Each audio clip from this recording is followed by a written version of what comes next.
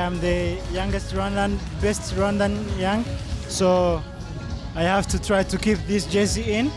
So I try my best to keep wearing this jersey. Nimero 13 ni Hakizimana Said, nimero 10. Ko mugashyigikira abakinnyi bacu.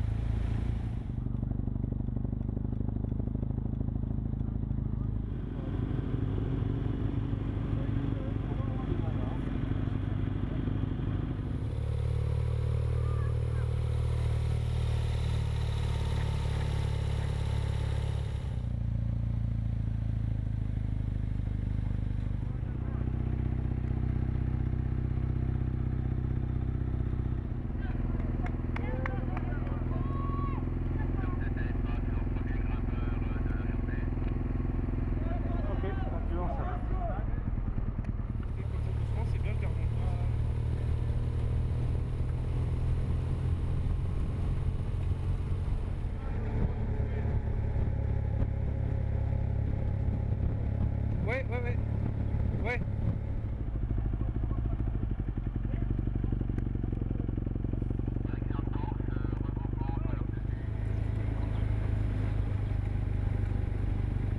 C'est tout.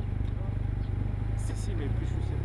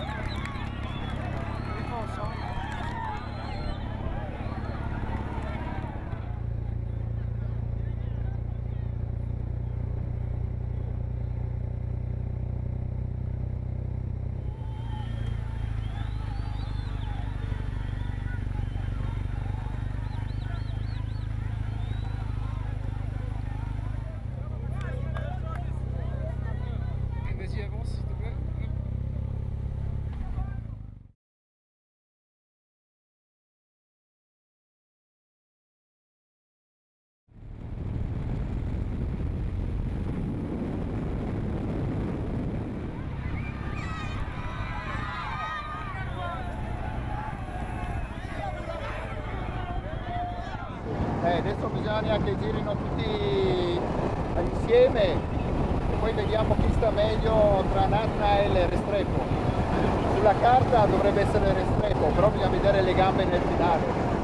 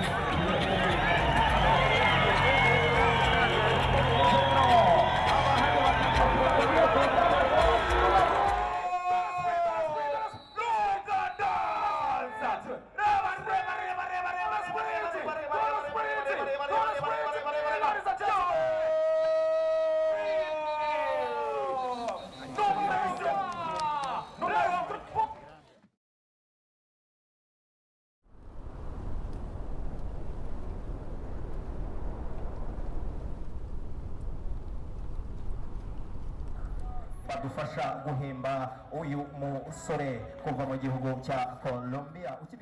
In the final, when the breakaway go, we try to pull hard and then I attack with Nathanael in the back, and we catch the break and we arrive here for the sprint. And for sure, we have luck because we win also today.